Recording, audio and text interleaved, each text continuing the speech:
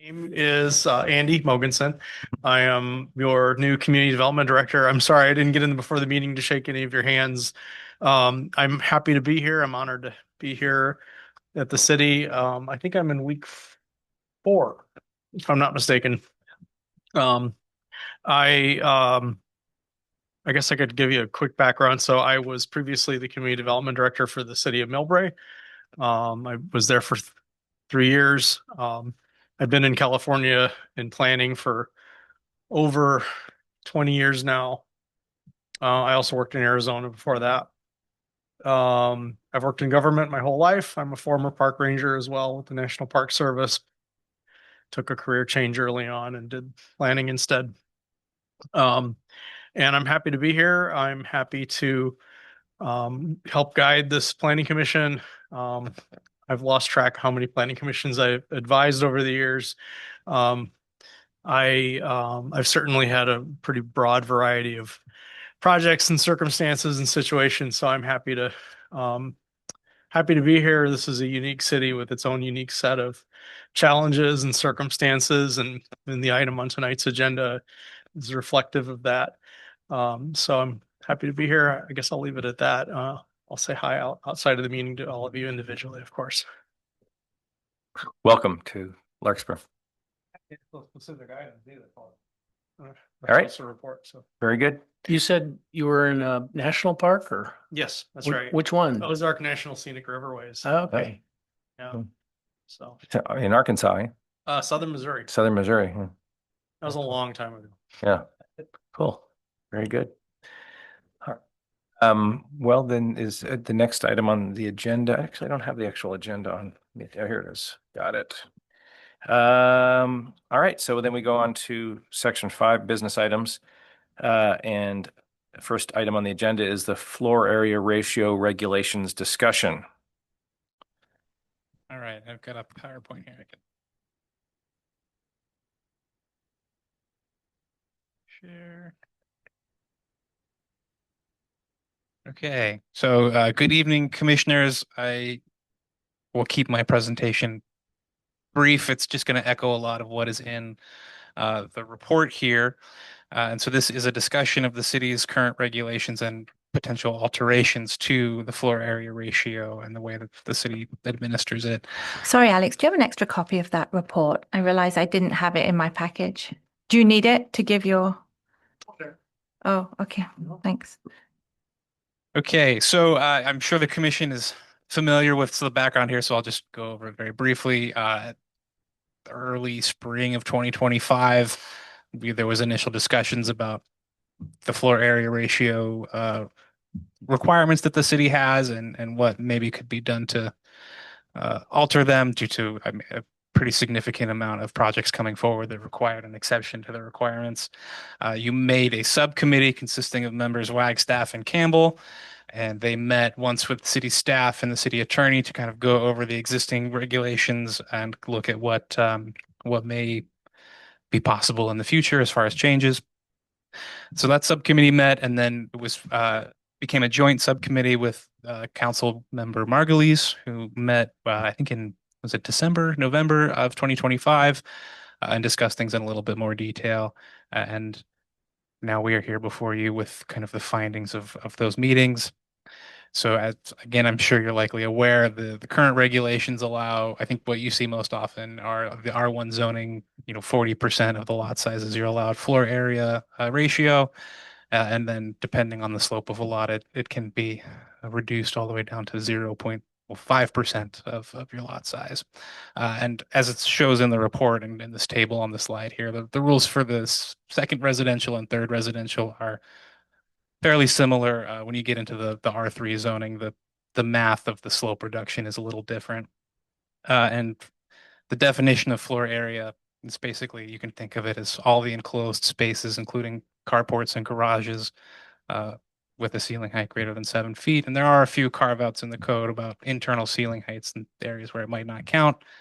And as we've discussed many times, there is a provision for ADUs. So if a property owner builds a state exempt ADU, which is one of 4 categories, currently the maximum floor area ratio for that property could be increased up to 800 square feet accounting for the square footage of whatever size ADU they are proposing.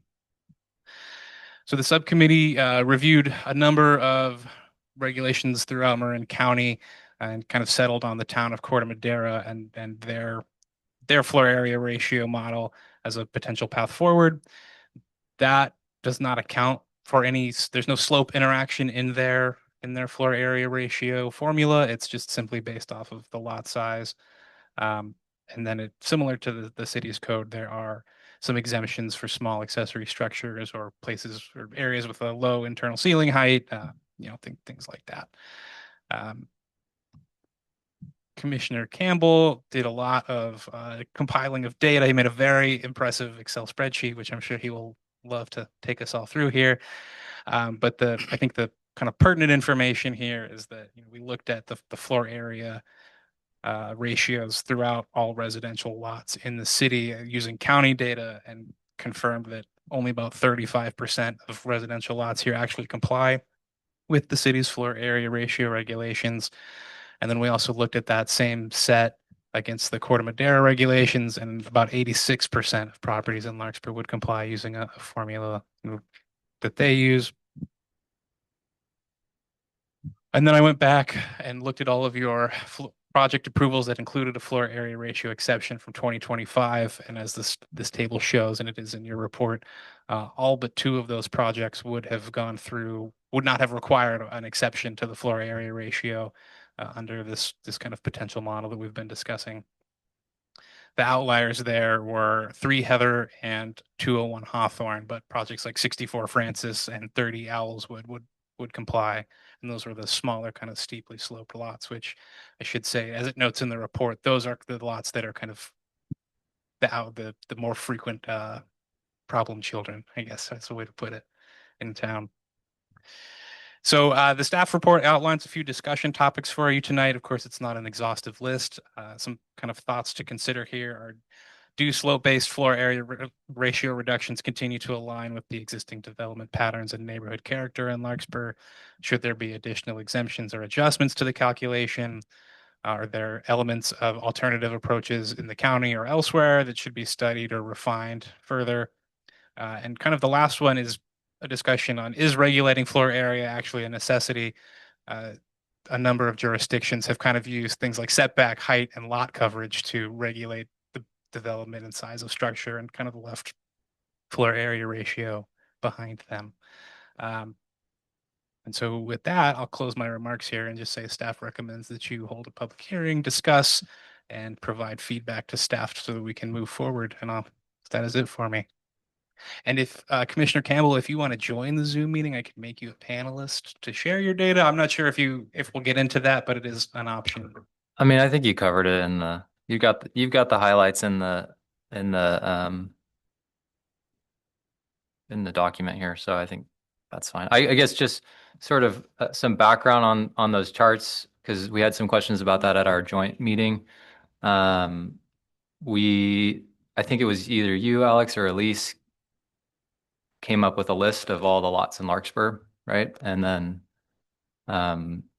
with their floor area and their floor area ratio and their lot area, the pertinent information. Yeah, and I guess just to speak to that, that's all information that's provided from the county. So there is a margin of error in the square footages that they provide, but they're fairly accurate, but not exact. And then we went through, or after our last meeting, I went through and tried to filter out. There were some like condominiums, like some units on Rose Lane that were included in this data, and that was sort of skewing the results for the high floor area ratio, low lot size, since those have pretty, they cover most of the lot.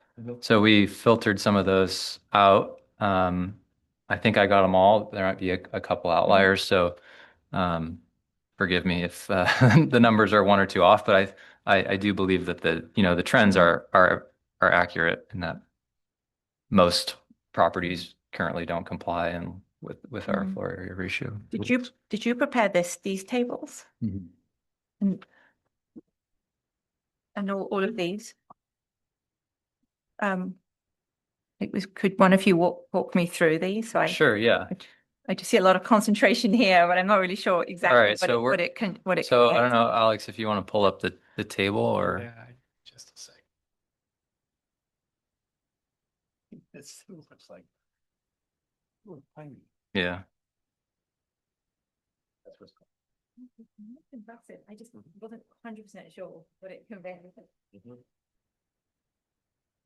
So the table on that's in the staff report shows sort of the lot size. So we put them into like a bin. So under 3,000, 3,000 to 3,500. And then we looked at what the Corte Madera floor area ratio would be and what the Larkspur averages are for lots that fall into that range of floor area. And then we counted the number of lots and picked out which ones were compliant and which ones were not. That's where that comes from. Then sort of the first scatter plot that we have is lot size versus floor area. What does that show exactly? That a small lot size has a small floor area? Is that the idea? Yeah, basically. This is just like all the blue dots are lots in Larkspur. So each Yeah. dot represents a lot in Larkspur and a house size. So I was just curious to see like um, where we are right now and how would the Corte Madera rules look on that. So the red line is like the limit, the upper limit of the Corte Madera rules, which is Oh, what's I see. proposed.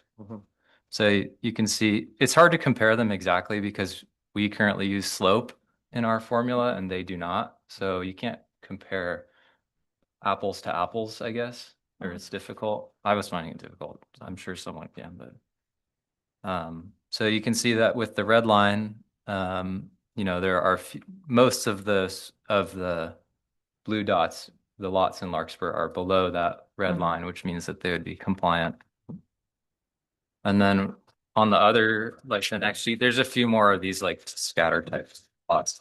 There's FAR versus property slope. So this is where Larkspur's data is. I probably could have labeled these a little bit better. So sorry about that. No, it's So you could read them too, but what the red line represents. So this is like slope, right? We use it in our formula. And so you can see that there are quite a few lots, especially as we get into sloping lots, which is sort of over towards the right on the x-axis, that are above that line. And so those are lots that are non-compliant. right. So the steeper the lot, The lower the floor area ratio. And the lower the floor area ratio, and the red line here is what happens in Corte Madera. In Larkspur, this is Larkspur. Oh, this is now Larkspur. We use slope in our formula. So anything that falls below the red line is compliant. Anything that's above the red line is not compliant. Pretty much everything. And there are quite a few properties, especially as we I see. move out on the x-axis. Got it. And then there's lot size versus FAR. There's no lines on that, but it was Lot more size. curious. That's the same as the first one, right? No. Floor. I guess this last one, the one on the far right, is the same as the first one, so I can feel free to One in ignore. the middle then? And the one in the middle is there was a question raised at our joint meeting about like what is the distribution of lot sizes in Larkspur. So this is the same data that's on the first table, but it's just graphed in a Different way. bar chart. Yeah. Got it. No, I meant this one here, lot size versus FAR. So it's a lot. That's This just- is the ratio. So So it's a ratio one. Okay, Yeah, that's why it looks like that compared to the right. I Because see. you're comparing a lot size to a ratio. So yeah, I apologize. I probably could have labeled that better. I knew you'd be able to explain it. So, The thing that to me that's really telling is that the first plot, the floor area versus property slope, is clearly Larkspur's got a lot of sloping properties relative to other towns in Marin, because a lot of Larkspur is sitting on, as is Corte Madera, but the Corte Madera is evened out by all the flats, right? Whereas Larkspur is not so much. Well, that and they don't use. I mean, Right. this doesn't really apply to Corte. No, Corte No, Madera. Corte Madera, but I'm just saying why there's so many non-compliant lots is because it would be pretty much impossible to have houses here if they were compliant. Yeah, and What we've are our experienced rules? that on the planning commission of, Right. the lot or the house size that's allowed by that red line on Mhm. on that chart is pretty small. Yeah. Or it's smaller than what people want to Mhm. build here, I guess. Right. So I mean, so what is what are our goals? Our goals to basically make more existing houses compliant by maybe changing I mean, what do you think the goal should be after having studied all this? Well, I think so. Sort of my goal in it was, when we're sitting here on the planning commission and we're hearing houses, or hearing projects come across our desk, um, most of the time they don't comply. I'll say on a sloping lot, they won't comply. And it feels like we're making a subjective decision about whether it's not complying by too much or whether it's not complying by an amount that we have granted in the past. And so we feel like we should be granting an exception to, certain projects, but it feels very subjective as to like where that line is. Is it, obviously it's too big for our regulations because it's over 840 square feet, but is it too big? And that felt like a subjective decision. And so I thought that it would be, um, I thought that it would be easier for us. It would be clearer to the community and clearer to developers or people that were building a house for themselves as to what's expected by us instead of sort of this vague, you'll have to get an exception and it's up to whoever's sitting up here if we'll approve it or tell you to make it smaller. And sort of having being able to point to a floor area ratio and say, well, look, 80 or 90% of your neighbors follow this rule, and this is the rule that we'll be enforcing so we can make it very clear to people that want to come in. Um, that seemed that seemed that seemed like an advantage to me. And the other thing is I feel like we've been getting projects that come across our desk and they are asking for a floor area ratio exception, and they're way too big. And the expectation is that we'll say it's too big, but then we'll reduce it to some amount that we may not, if they had come in at that lower amount, we may have still told them to reduce it. But because they've come back a couple of times and they've reduced it, it makes it seem a little bit more like a good faith effort. And it may be a good faith effort, but the end result is a house that is non-compliant and is potentially too big for the neighborhood. And so I think we could potentially avoid some of those problems if we had a limit that we felt comfortable following. And I think it's really important in terms of smaller lots. Living in Heather Gardens, almost everyone you're gonna deal with is gonna be over. So then it gets down to, do the neighbors like it? Do we like it? And it would be nice to avoid that. And it's what Corte Madera has done, including not having the slope ordinance, which, when you get down to 5% floor area ratio, it makes unbuildable 850 square foot house, pretty much. So I think the whole gist of this, and I've been on the receiving end as an architect for years and years and years going through this business. And Larkspur was always, it was even more difficult, if you can believe it, back in the day, as they say. But because I think we're a little more open-minded than they were at the time. And it's part of it is this idea of retaining the small town character. And that's really not how people are living so much now. So it would be nice to find an easier way. How much, as an architect and as a soils engineer, how much were the regulations put into place because of building technology back in the day compared to what they do now? Well, from my point of view, it's kind of hard to know, really.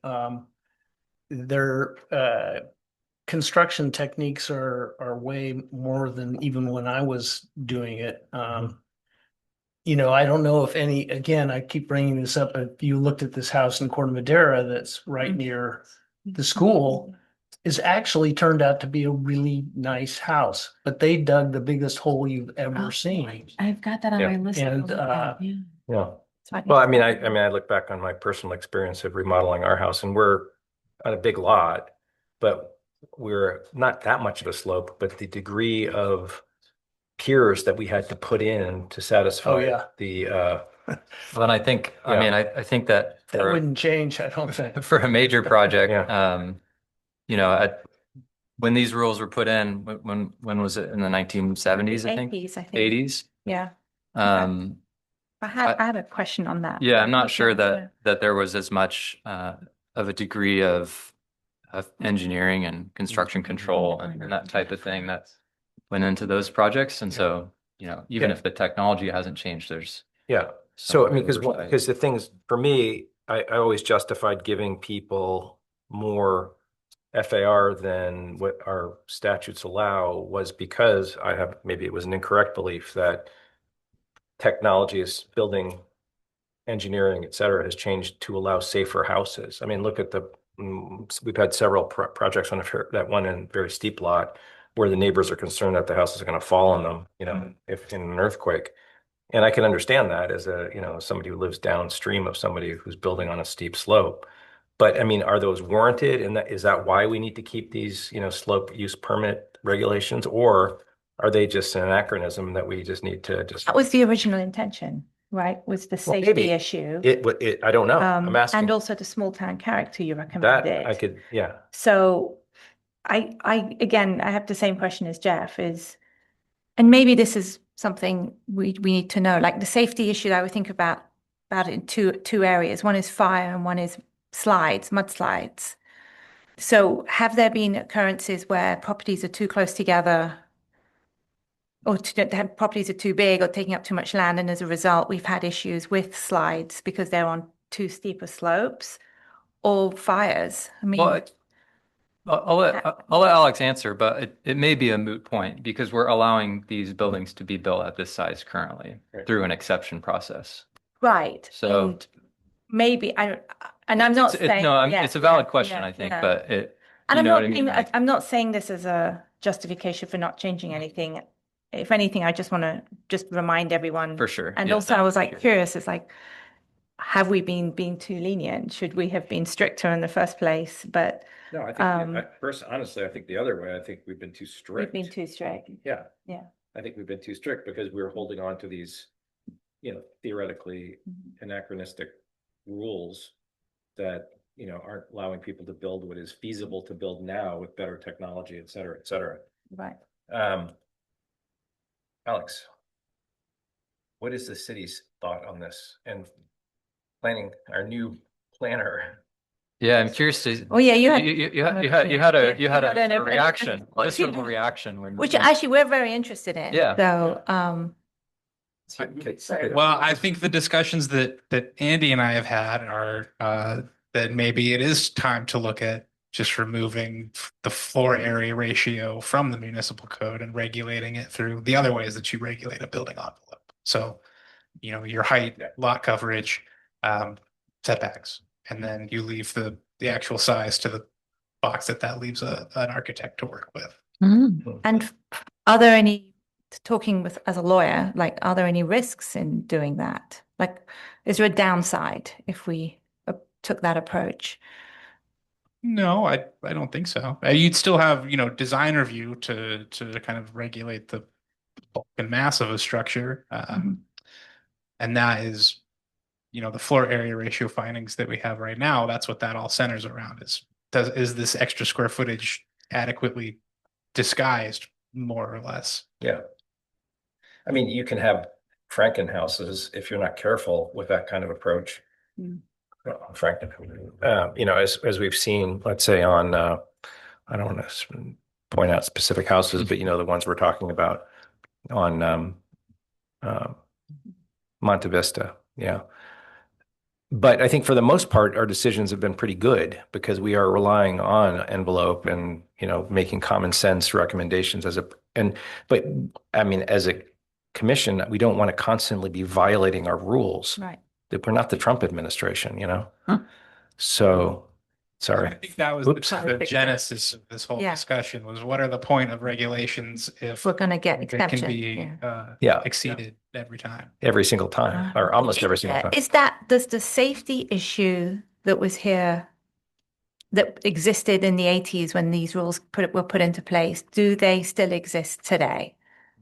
No. And the reason for that is because Building codes. Building codes are much better. Okay. Building codes and engineering in general has come an amazing distance. I mean, there's so much more. And to be honest, when I started architecture, I did my own engineering and it was on paper. You just wrote out formulas, you put beam loads on, and that was pretty much it. So it's a lot better now. Yeah. Yeah, I'm sure you couldn't build probably a third of the houses that are up on the hills now on those stilts. I mean, it would never pass code, right? Never. But so I mean, I would be very much in favor of doing. Well, let me ask another question. Sure, as a- Just because I like to ask questions Yeah, always. you know. Bunch of questions. Yeah. Oh, you do. Right. So having discussed or raised the safety portion of it, the other aspect that you raised was the small town character. So if we make changes to the FAR, is that going to do anything with respect to sort of small town character that I feel a lot of people raise in our meetings, especially with all the state requirements that we have to comply with now? And I can't see, personally, I can't see how us changing this would affect the fact that we have to put so much more density in. But I want to ask that question in case I'm missing it or I'm missing an answer here. Well, I mean, I guess I don't want to speak for the experts, but to me, it seems like less of changing a rule and more like we're not changing what the end product is. We're changing how we get there is how I was sort of approaching it. And so instead of getting there through an exception process, we get there through, here's a defined limit for your lot size and that's all we're going to give you unless you have a really good reason otherwise. So um to me, I don't think it would change the character of Larkspur because I think this is what we've been doing for as long as I've been on the planning commission. So I think it would be consistent. I think it might help us be more consistent with our decisions, I guess. Right. Okay. Giving an objective answer. And if I'm understanding what we're proposing, we would still be having these appear before the planning commission, whether they were conformed in terms of their floor area ratio or not. Yeah, so there are still, there are certain things that can be, I don't know if you've read the design review chapter, but it's very specific as to what can be exempted, what requires planning commission review, what can be done at the staff level. So it's basically any new two-story house would still have to Yeah. come. The only fully exempt new home is a new home that's under 20 feet and requires no other special entitlements. And what about the applicants who come in who say they're remodeling a house, but then when you look to see what they do, they actually take it all the way down to the studs and then they rebuild it. And yet they didn't come in as a new home because I don't know, for whatever reason, it didn't come across. But when you look at it in practice, that's what it looks like. Yeah, I mean, certainly, when people apply for building permits and they're claiming a substantial remodel, staff examines their demo plan and the valuation of what they're proposing. And there are thresholds that are set out in the code that would require somebody then it's then defined as a substantial remodel, or it's very clear that people are, I mean, to be frank, playing a game. And so those would be, flagged during the building permit process. And Okay. now, of course, there are people who will show a demo plan where most of the house stays. And then in the field, that's not the case.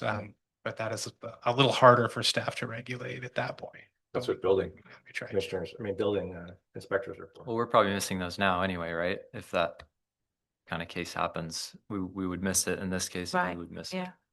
So That's where you get the neighbors. neighbors, yeah. It seems to me that that we would still see the variances for things like, setback and all the other things like that. It doesn't change that. The only one that's really going to change is people applying for FAR variance, right? Yeah, well, and one of the discussions that we had as a subcommittee, I think early on, was the point of looking at this and saying, well, I think specifically the Court of Madera regulations is that is it, and there is no avenue. We completely removed the exception process. There's no from the exceptions, code. right? That is your allowed floor area, and that is it. Yeah. I noticed that. So Corte Madera, because it said no exceptions, and Ross is the same. It says no exceptions. So that Yeah. really means like you can't come in and change Yeah, anything. There is Right. like an asterisk in the Corte Madera rules. I haven't talked to their staff about it specifically, but they do have a carve out that says if you go to design review, the commission can reduce your floor area beneath what is allowed in that formula based on Yeah, lot like that's size. punishment. They're bothering us. Yeah.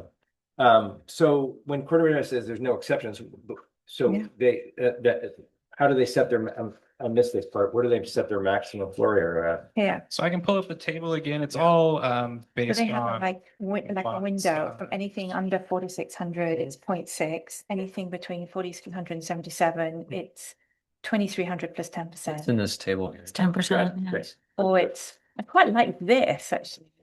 And then everything over 7,700 is 0.4. The No one of the exception. issues that Brock brought up during our one of our subcommittee meetings was the issue of like very small lots. So we have under 3,000 square feet is 0.7 for Corte Madera. We have some lots in Larkspur that are pretty tiny, and so we discussed that those might be a candidate for an exception, right? If you come in with a downtown lot that has a very high floor area ratio because it's taking up the whole lot. I guess that wouldn't be an R1 zoning district, but there could be some exceptions, I guess, on that front. you could certainly discuss that. I mean, yeah, pretty much every, well, I shouldn't say every, but a majority of lots in Heather Gardens are substandard today. They're all 4,000 or less when 7,500 is the requirement. I think under the Corte Madera regulations, you still end up with a fairly sizable residence even under that, that small of a lot size. Yeah, I think it's 2,400 square feet for a 4,000 square foot lot or something like that. Yeah. I think a good comparison also is Tibble.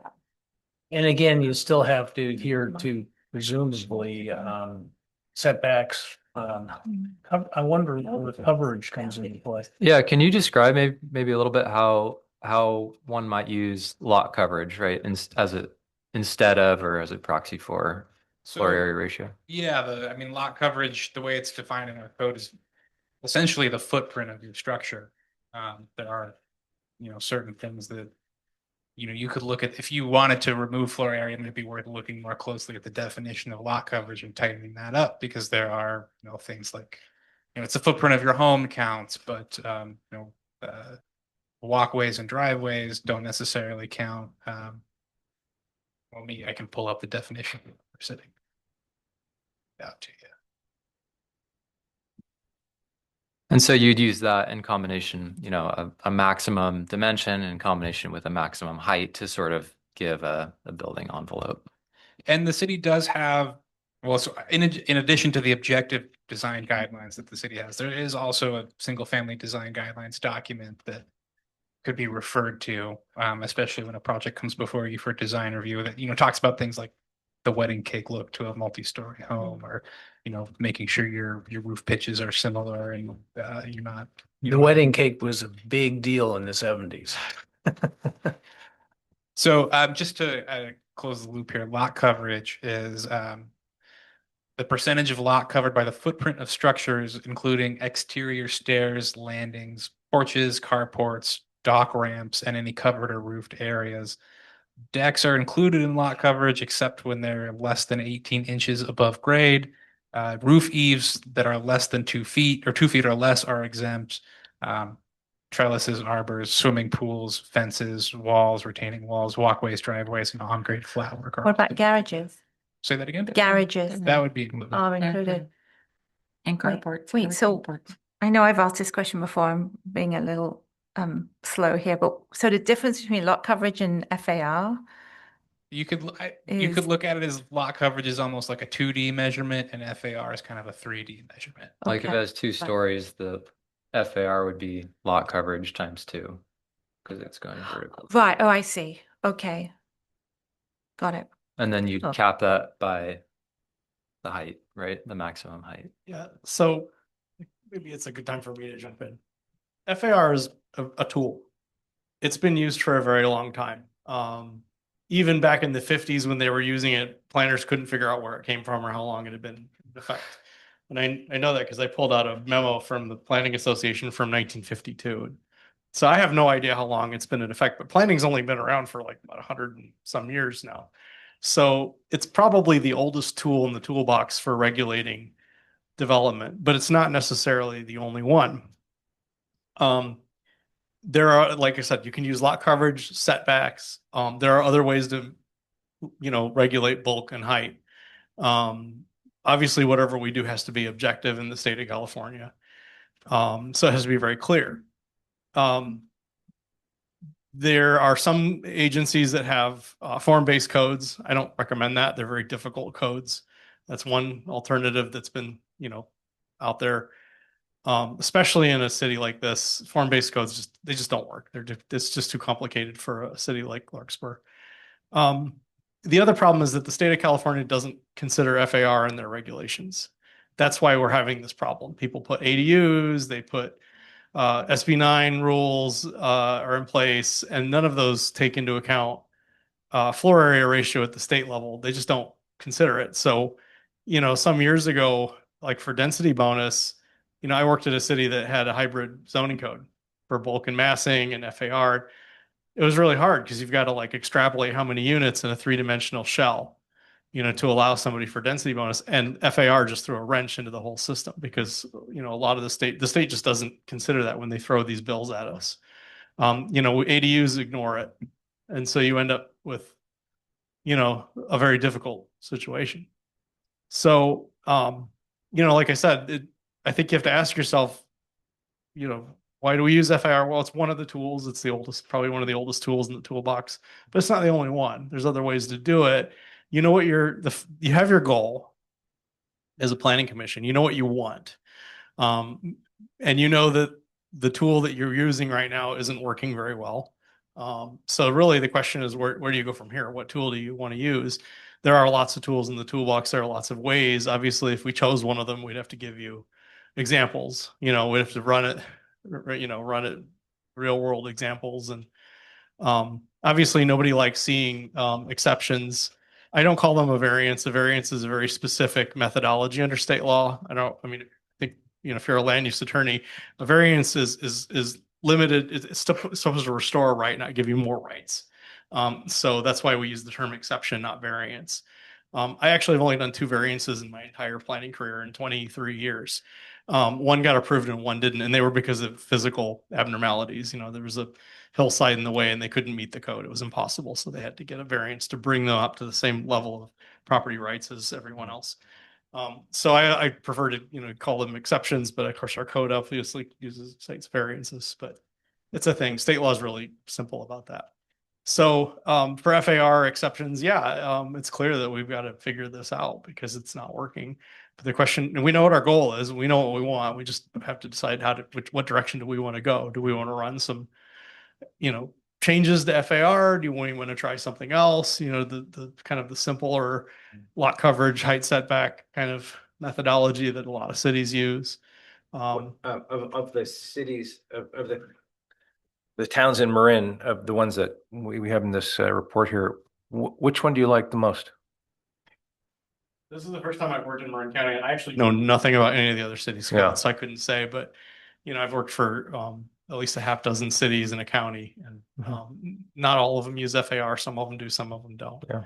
I think FAR is just it's becoming more and more difficult given the framework of state planning law these days. So I personally prefer just the old-fashioned lot coverage, height setback methodology, but every city's a little different. Just because Corte Madera or another city does it doesn't necessarily mean it's right. So things like ADUs, et cetera, in that scheme of things, is it easier or harder when you have like ADU rules, et cetera, that the makes exceptions to?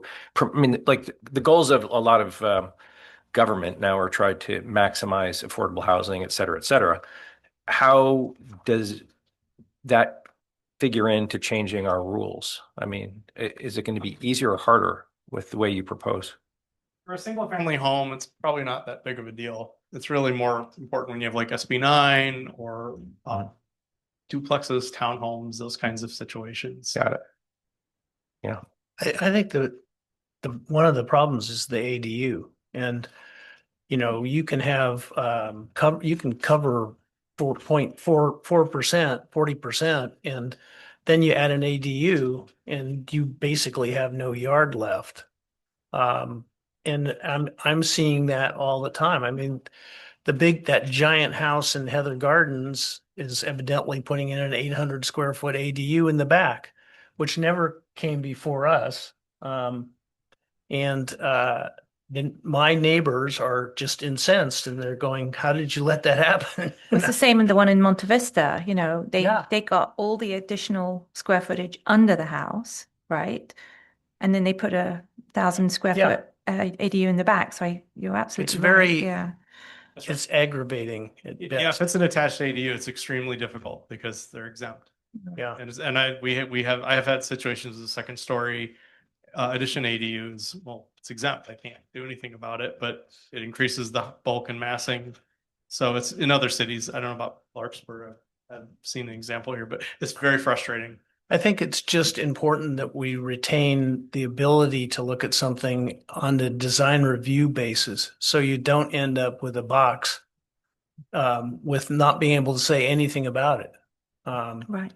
You've got to have some character to the buildings people are doing. Seems to me. So does that mean it's safer then to keep FAR rules in place, but just loosen them? Or are you I mean, are you two suggesting that we just remove FAR completely? Or are you No, I'm not thinking, suggesting no, removing FAR. I think removing FAR on slopes makes sense to me. When you whittle something down to 0.05 so we would percent, Right. it's just crazy. And but if we're you can- keeping it for flats, we would keep something for the slopes, right? Yeah, Or you're saying, definitely. okay, right. Yeah, that's what I Yeah. mean, as opposed to removing. I mean, first off, completely. okay, so I mean, that's how I would approach this. I would ask myself, is 0.4 enough? Yeah. Right? And for most houses in Larkspur, it seems like it's now more like 0.5, 0.5 to point something like Because that. who has point? If you, No, I don't. do you think that's the case? No, I don't. You think it's 0.4 still? I think it's pretty close, except in places like Heather Gardens where you've got 4,000 square foot lots. So, and I think that's why Corte Madeira's works, because as the lots get small, have increased the FAR. I think it's what, 0.6 is the maximum. Right. And Point then, seven. 0.7 Yeah. under 3,000 square feet, but 0.6 Yeah. for most of them. Yeah. So that's, I mean, that seems like a reasonable way to go, is just to do it with like, That's what like I a think. lot and thing. that's then- what Mill and- Valley does, sorry. And get rid, Yeah. I'm sorry, and get rid of entirely of the slope, the slope, Right. Right. I'd be in favor of that. You had questions. Well, yeah, so my questions were more about the research that you guys did in all the other towns.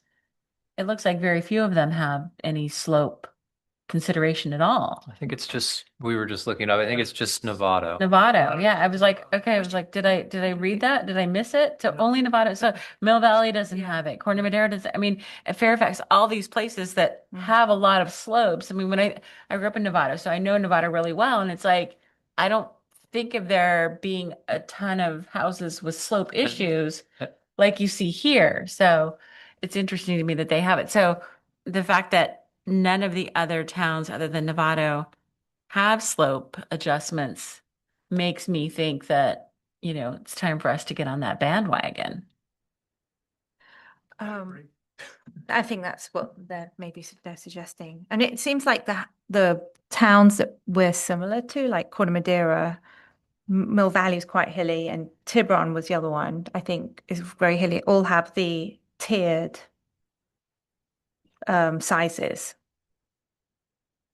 Right. Yes.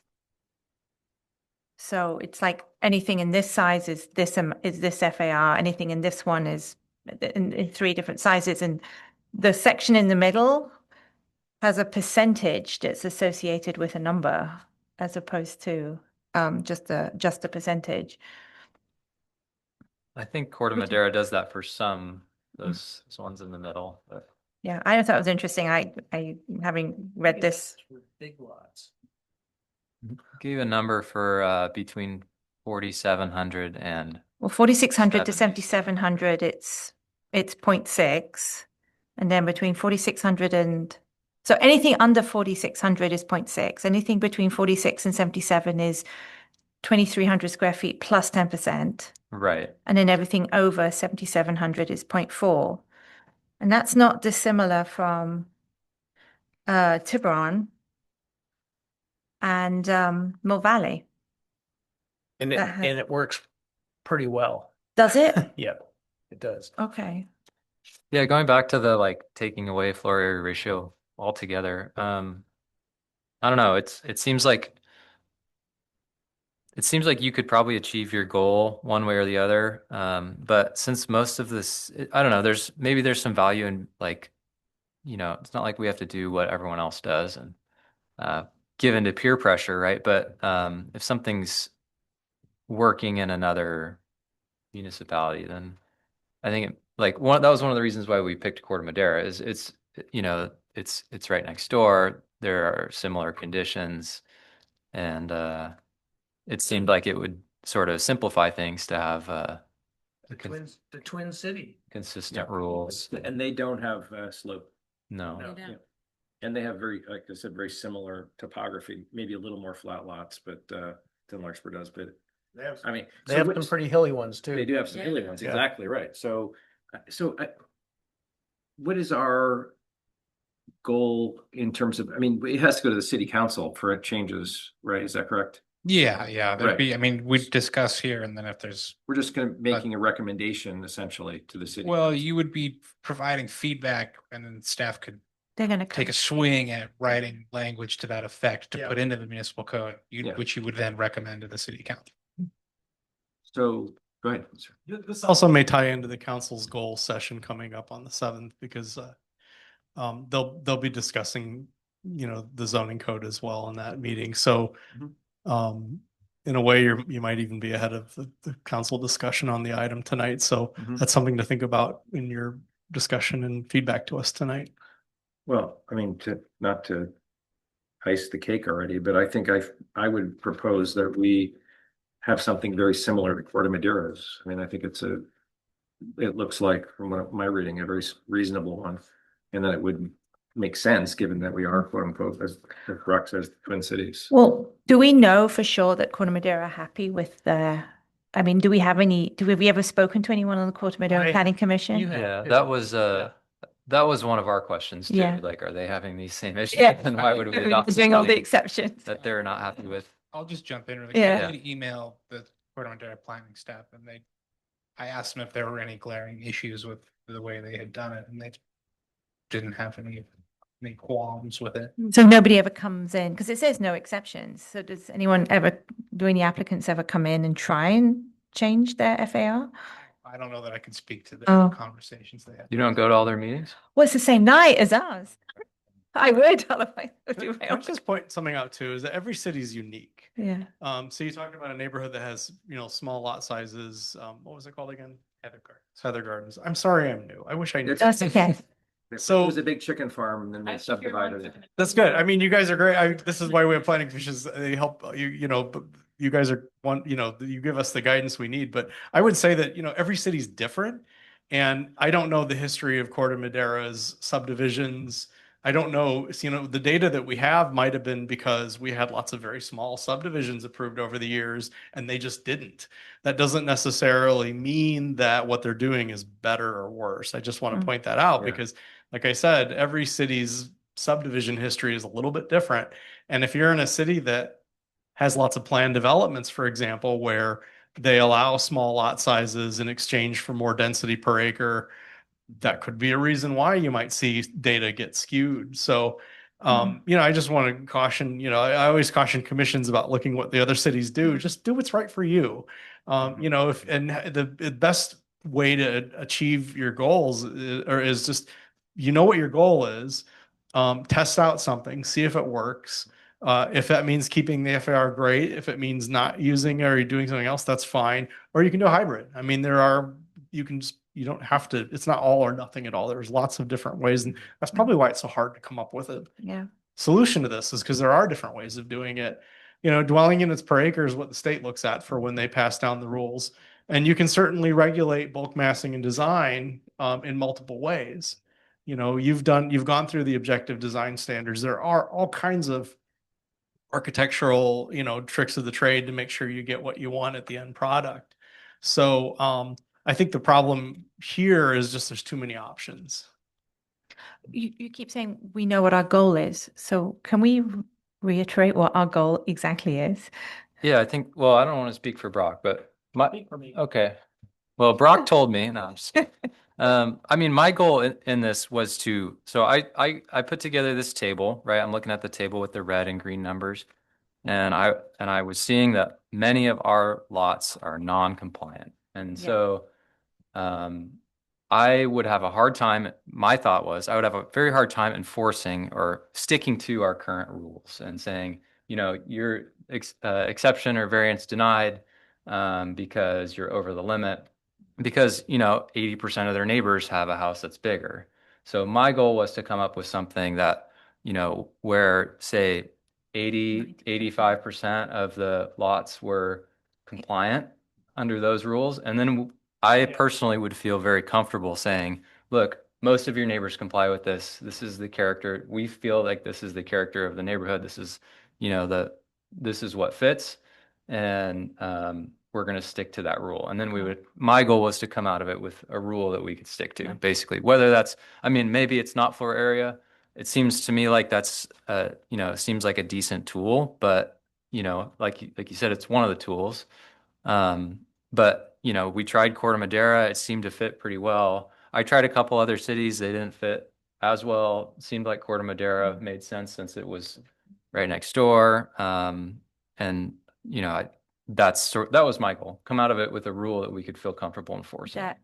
And so the goal is really that we would try and bring a lot of the houses that are currently non-compliant into compliance. Right. And that would be the base level going forward, or Not the base not the level. base level, but the ceiling. new normal, I guess, Yeah. going forward. Right. And Feeling, I guess and that's we a better could way. feel comfortable saying, you know, no, basically, this is the rule. Okay. No, did I speak? No, I I really no, I want it, think yeah. I think that's basically it. And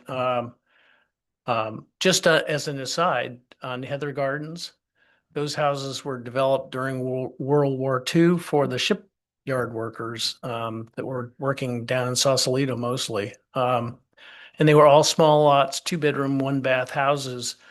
And there was a period of time when the city of Larkspur went, we're not going to let anybody change those because it's small housing stock for startup families.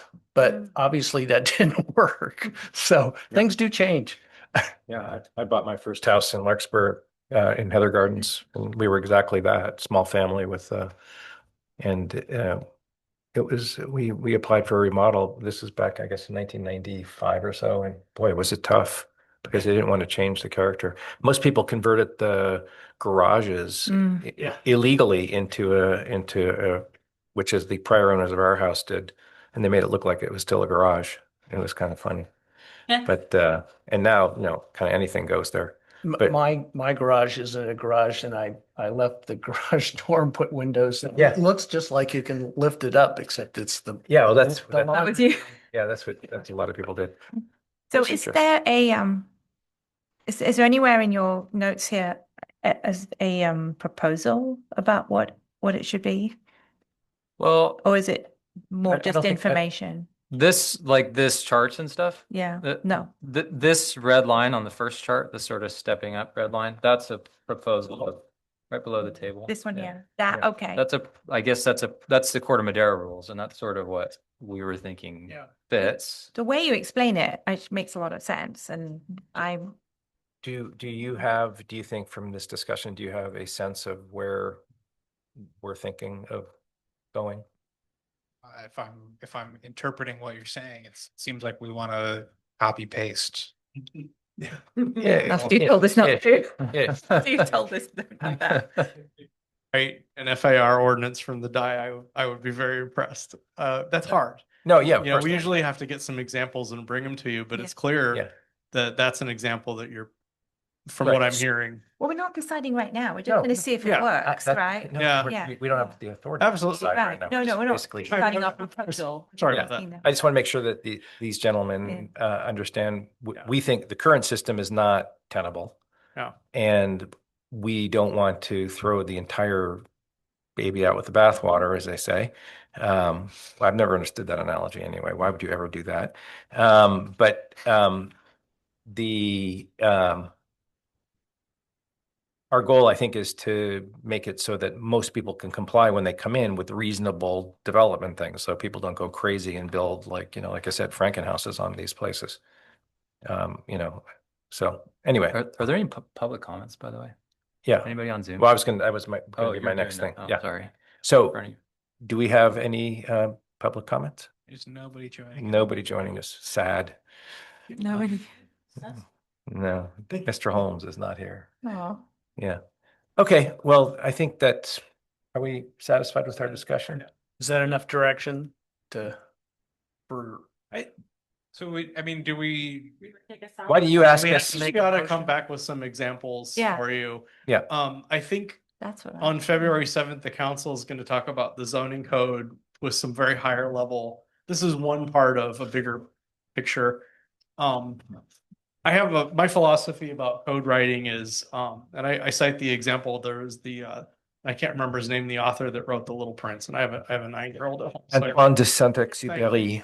yes, he was an aviator. He was an Mhm. aeronautical engineer in the old days, Mhm. and he had a philosophy that in engineering, it's not what you add, it's what you take away. Mhm. And that's my philosophy about writing codes, Mm. is that you want to write as much as you can to make it fly, but not so much that it gets overwhelmed and heavy and won't take off. Mhm. And so when we write codes, the best way to do it is to keep it as simple as you can and as effective as you can, and say only as much as necessary. Our code is really I've been trying to learn the municipal code here, and I can't remember how many codes I've gone through now. And this is really one of the there's so many exceptions. Oh, yeah. It's really quite onerous compared to other agencies and other municipal codes I've worked with. And so that is something I've noted here. Just you really, if you're coming in to build a home, your goal as a city is not to make it onerous for people or Byzantine or difficult or complicated. You want everything to be very clear, understandable, because people get frustrated whether you're an architect, a builder, a homeowner. So I think that's a goal that everybody shares, is we want to reach our goal and have a beautiful city with the quality and the level of development that that we see, that we want as a planning commission and as a city. But at the same time, we also want people to, we don't want to confuse everyone. We want everyone to have a nice, clear path forward. Because at the end of the day, this is a very difficult code for us to convey to builders, applicants, residents. Sometimes, if you're an architect, you know this better than us sometimes, I think in many ways. So, I think there's a lot of things we can do to make things better. This is one part of the overall goal, I think, is we really want a better code. Yeah. I think I totally agree with that. And I think sometimes part of the problem with the lawyers who are drafting the language, the country where I'm from, there's a plain English movement where you have to write in simple, plain English, layman's language.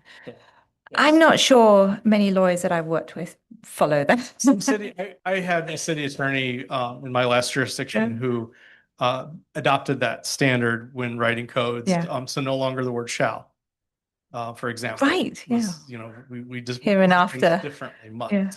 Herewith, That was a hereinafter, simple all of example. that. No, I totally agree with that. I Yeah. think you can make things really simple and take out a lot of superfluous language. So I love that you're thinking that way. There actually is a bulletin that the federal government printed on that topic. Mhm. I think it was put together by like a volunteer group of attorneys and code writers. So there are standards out there for plain English code writing. Mhm. Great. I guess I just had one last question for you guys.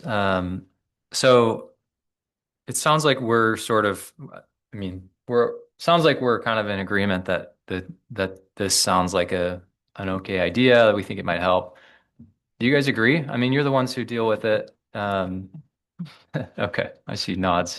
That was it. So I would, So it's the idea now that you see if it works in practice. That's the goal. Is that you would then take it and apply it to some houses and bring it back. Okay. In different, okay. Well, very good. I think we And- have exhausted. Good. Yeah, sorry, last question. You said that the city council were going to discuss zoning. Was there what's the, meeting on the 7th. That may be one of the topics that they'll be discussing is just zoning code. I don't know what direction it'll go in, but whatever comes out of this meeting, I would report back to them. is there something that they're concerned about, or is just a general, like every few years? It's just general. I don't have specifics right now. Got it. But I think tonight's hearing item is very helpful, for that discussion. So Can you add heritage trees to that? Yeah, that's a separate, I don't know if that's something they'll bring up, but we'll see.